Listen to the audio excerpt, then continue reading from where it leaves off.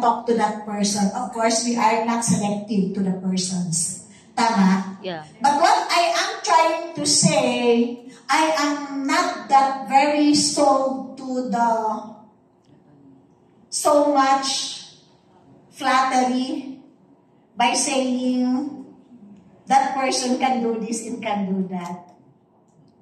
I think Shen, you encountered that. It seems, no? It seems that that person can really do well, but it cannot reach your expectation. No? And do the same. Do not flatter. No? Because it cannot really help in the industry and in your growth as a leader. So now, what is the next? We have, do not get involved with money or relationship. Actually, that statement is very self-explanatory, right? Yes. But have you ever encountered that at times one leader or one teammate stop because of the money issues? Yes. Is there? Yes. Yes. Ala, ang daming tumango. Money issues. Yes. So if you really want to build a team, let's avoid these issues.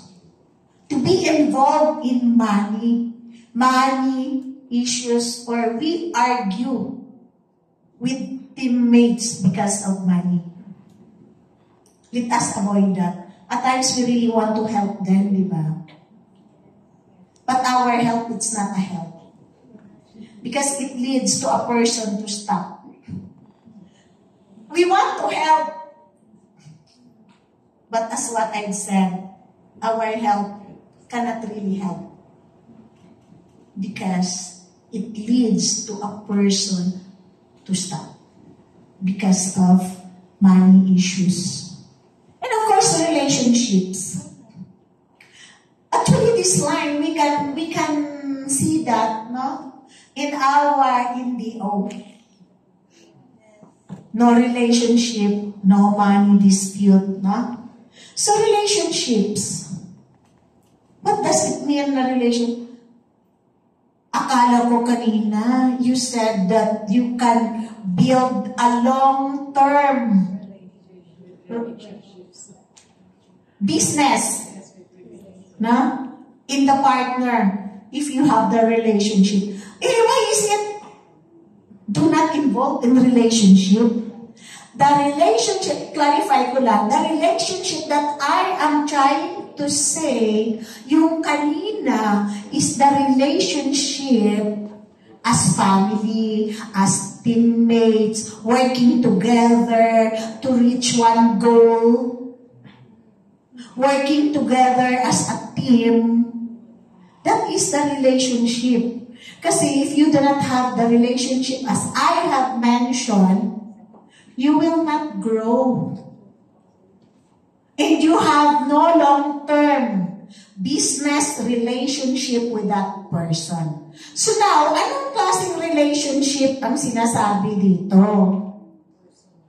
Personal relationship. Very strict our boss when it comes to that. Because one of our values is family. No? So as we can see here in Riway,